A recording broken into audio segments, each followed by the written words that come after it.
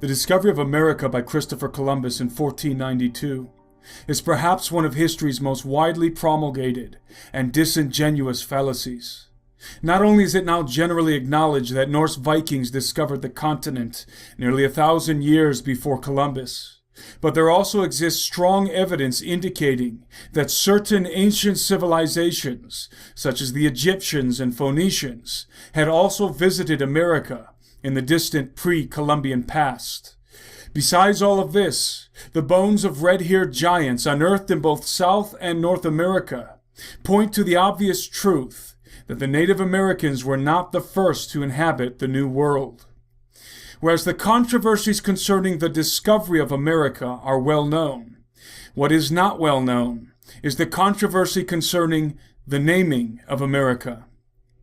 In public school, we are erroneously taught that the Americas were named after Italian explorer and cartographer Amerigo Vespucci. The term America, we are told, is derived from the Latin version of Vespucci's first name, Americus. This fallacy was bolstered by one primary source, Waldseemüller's 1507 world map entitled Universalis Cosmographia, drafted by German cartographers Martin Waldseemüller and Matthias Ringmann.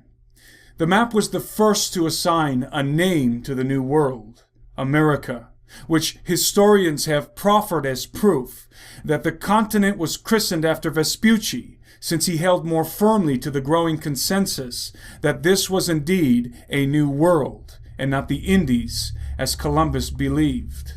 However, unbeknownst to most, Vespucci was not named Amerigo until after the naming of the New World on Waldseemüller's map, as writer Jan R. Carew records. Alberigo Vespucci and I deliberately use his authentic Christian name, a Florentine dilettante and rascal, corrected Columbus's error. Vespucci declared that what Columbus had indeed stumbled on was a new world. Alberigo was undoubtedly a Florentine dilettante, and an extraordinarily clever one. Why would he otherwise have changed his Christian name after his voyage to the Americas? In other words, writes author Steve Quayle in his book True Legends, the New World wasn't named after the mapmaker, but rather the mapmaker Vespucci named himself after the New World, and his friends and historians then claimed that the Americas were named after him. One of those claims came from a Florentine bishop of the time who boasted in a letter, "And well may our new world be named America, since its discovery was due to our eminent countryman, Amerigo Vespucci."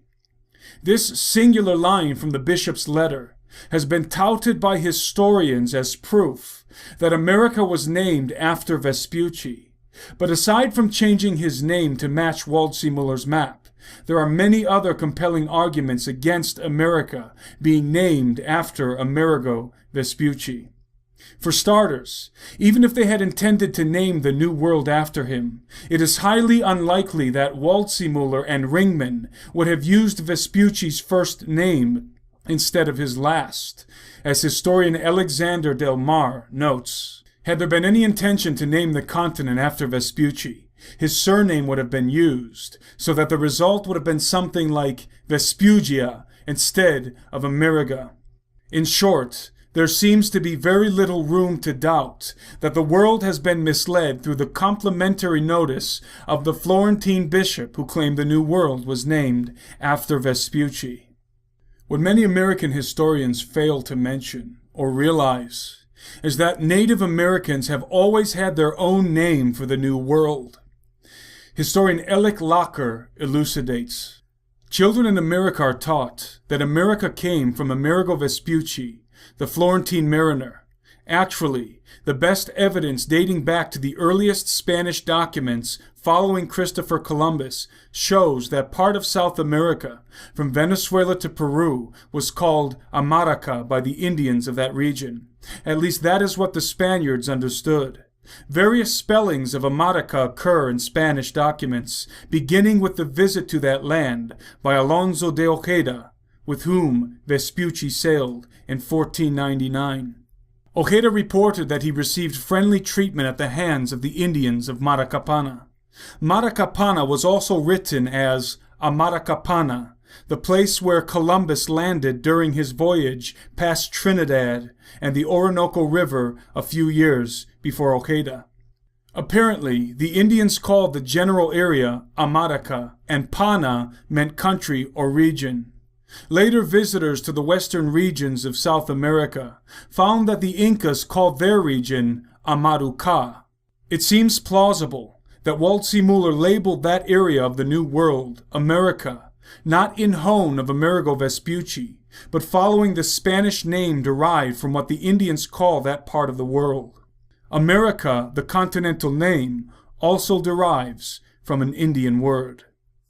Long before Europeans began making maps of the New World, the Native Americans called their land Amaracapana, or Amaraca for short. The spelling used today, writes Steve Quayle in True Legends, appears to have resulted when English explorer Sir Walter Raleigh wrote in his journals describing the New World as the beautiful valley of Amaracapana in 1595. A year later, Raleigh changed the spelling a bit more when describing Peru as all that tract and valley of America situated between the rivers Orinoco and Amazon. It is clear, then, that America was never named after or even by any European at all, but is an adaptation from the natives' own term, Amaraca, or alternatively, Amaruca. The spelling and pronunciation of the term was simply modified for European tongues, but its meaning remains the same. The meaning of Amaruca can be deduced by examining the name of the last ruler in the bloodline of the Inca emperors, Tupac Amaru. Tupac Amaru led the final insurrection against the Spaniards in Peru from the last stronghold of the Incas in Vilcabamba, but was summarily defeated and beheaded. His name holds the key to understanding the true connotation of the word America. Steve Quayle explains. Tupac was an Incan royalty title which meant one who glows or one who shines.